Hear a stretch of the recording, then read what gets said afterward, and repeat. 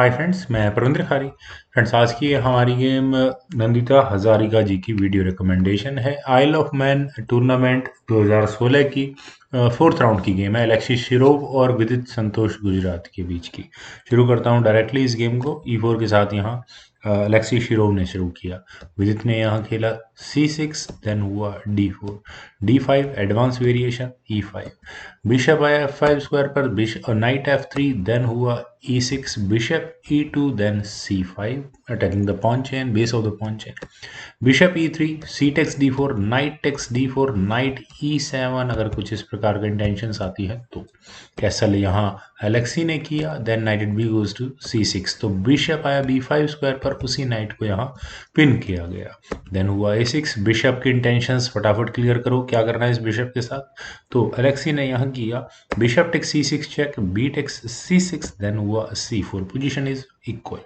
Queen गई D7 square पर, C takes D5, knight takes D5, knight के लिए अच्छी आउटपोस्ट है, लेकिन यहाँ बिशप अटैक पर आ चुका है। नाइट टेक्स F5, यही काम यहाँ शिरोव ने किया। E टेक्स F5, बिशप आया D4 स्क्वायर पर, रुक B8, देन हुआ night C3। Night exchange offer है, ऑब्वियस है कि रुक से यहाँ अभी सेकंड रैंक पर नहीं आया जा सकता, अदरवाइज यहाँ नाइट टेक्स नाइट और बिशप का अटैक डायरेक्टली यहाँ रुक पर होगा। खैर, नाइट C7 के ऑप्शन को यहाँ पहले विदित ने चुना, देन नाइट गया E2 स्क्वायर पर, knight E6, then bishop C3। Queen exchange chances है लेकिन नहीं किए। C5 की ऑप्शन को विदित ने चुना, देन नाइट गया G3 स्क्वायर पर, और यहाँ इस F5 पॉन पर अटैक है, इसका डिफेंस हुआ G6, ऑब्वियस मूव बनता है।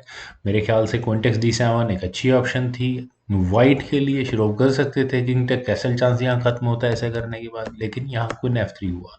क्वीन के F3 स्क्वायर पर आने के बाद इमीडिएटली मुझे कोई ऐसी बहुत कुछ लंबी चौड़ी थ्रेट नज़र नहीं आ रही है, लेकिन क्वीन B7 के ऑप्शन को विदित ने चुना। कनेक्शन ऑफर है जिसे एक्सेप्ट किया। Queen takes B7, rook takes B7, then rook attack goes to D1, bishop आया E7 स्क्वायर पर, night F1, then night D4, और नाइट D4 का मतलब क्या है, चेक तो आती है, अटैक भी जाता है फिर बिशप तक, लेकिन नाइट E3, देन हुआ F6, और नाइट E3 का मतलब क्या है, कुछ इस प्रकार की गेम प्लान है। E takes F6, bishop takes F6, then king गया F1 स्क्वायर पर, तो किंग F7। अब चूंकि ये E2 स्क्वायर इस नाइट की अवेलेबिलिटी नहीं है इस पर, तो रुक eight A goes to C1 यहाँ वाइट कर सकता है। रुक D8, देन बिशप गए A5 स्क्वायर पर, उसी रुक पर अटैक है। और फ्रेंड्स, यहाँ इस पॉइंट पर अब कहीं जाकर अलेक्सी शिरोव को मौका मिला अपनी गेम बिल्डअप करने का। उन्होंने यहाँ अपने रुक को लिया C8 स्क्वायर पर, बिशप है यहाँ इस नाइट की डिफेंस के लिए, अदरवाइज आप देख सकते हैं कि पॉन पिन है, रुक टेक्स नाइट हो सकता था अगर बिशप ना होता। खैर, यहाँ पर अलेक्सी शिरोव ने बी पॉन को आगे पुश किया और tried just simply trying to deflect this pawn, और वो काम हो नहीं सकता। C टेक्स D4 का मतलब रुक यहाँ एलिमिनेट होता है। बिशप आया E7 स्क्वायर पर, और बिशप के E7 स्क्वायर पर जाने के बाद क्या ये नाइट लिया जा सकता है? बिल्कुल भी नहीं। क्यों नहीं लिया जा सकता? रुक टेक्स D4 होने के बाद अब ब्लैक यहाँ C टेक्स D4 कर सकता है और यहाँ नाइट पर अटैक होगा। Rook takes C, D takes C3, तो मेंटल एक्शन इक्वल रहेगा। तो इसीलिए शायद व्हाइट ने अपने नाइट को लिया D5 स्क्वायर पर, और जो प्रेशर यहाँ अलेक्सी शिरोव ने बना रखा है C5 पॉन पर, उसको थोड़ा सा रिड्यूस करने की, मतलब उस प्रेशर को और ज़्यादा बढ़ाने की कोशिश है ब्लैक के डिफेंसेस को रिमूव करके। नाइट E6, नाइट हटाना बहुत ज़रूरी है, अदरवाइज व्हाइट यहाँ थ्रेट क्या देता है, वही जो भी मैं थोड़ी देर पहले डिस्कस कर रहा था। Knight takes E7, king takes C7, then rook गया C4 स्क्वायर पर, और प्लान्स यही है रुक की बैटरी के। रुक D7, रुक एक्सचेंज ऑफर है लेकिन नहीं किए। रुक C1, यहाँ व्हाइट का मूव आया। रुक आया D2 स्क्वायर पर, A2 पॉन पर अटैक है तो A4 ऑब्वियस मूव है। रुक गया D4 स्क्वायर पर, रुक एक्सचेंज ऑफर है। अगर यहाँ बी टेक C5 इस पॉइंट पर किया जाता है तो बेकार है। रुक टेक C4 होने के बाद rook take C4, then knight take C5, material exchange equal रहेगा, गेम ड्रॉ की तरफ चली जाएगी।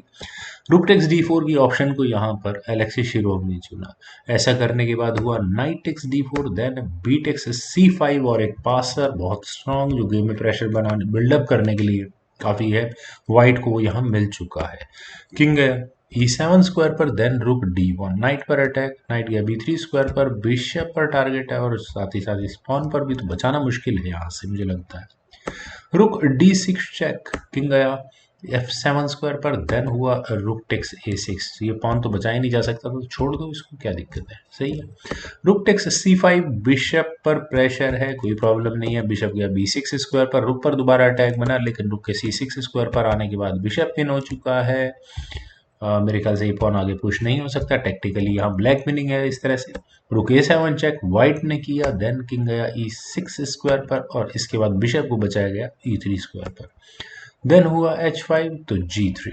और फ्रेंड्स यहाँ इस पॉइंट पर मैं कह सकता हूँ कि ब्लैक को माइट भी अपने किंग की position, not exactly from here, black अपने किंग की पोजीशन को इम्प्रूव करने के बारे में सीरियसली कंसीडर करना चाहिए था, क्योंकि ए फाइल का जो पासर है काफ़ी प्रेशर बनाएगा।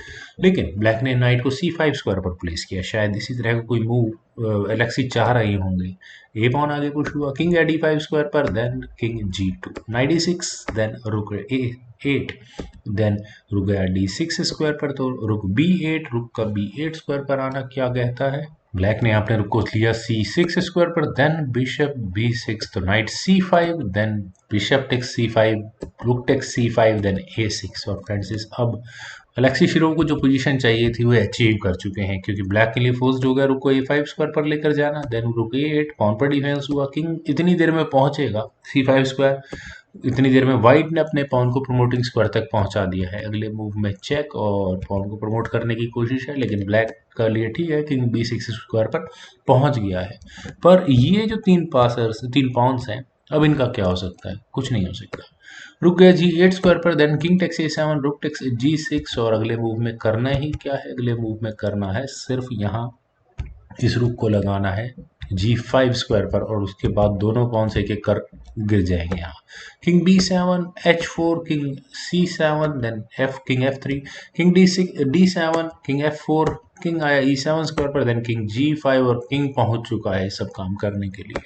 रुक आया A2 स्क्वायर पर, रुक के A2 स्क्वायर पर आने के बाद F2 पॉन तो नहीं बचता, लेकिन रुक F6 वाइट ने किया, rook takes F2, rook takes F5, रुक एक्सचेंज ऑफर होने का मतलब वाइट यहाँ ऑलरेडी विनिंग होगा। लेकिन रुक गया G2 स्क्वायर पर, और मेरे ख्याल से विदित एक मूव पहले भी रिजाइन कर सकते थे, पर अलेक्सी शिरोव का फाइनल मूव आया रुक को F3 स्क्वायर पर ले जाने का, पॉन कहीं नहीं जाने वाला, और ब्लैक अपने इस पॉन को किसी भी कीमत पर बचा नहीं सकता।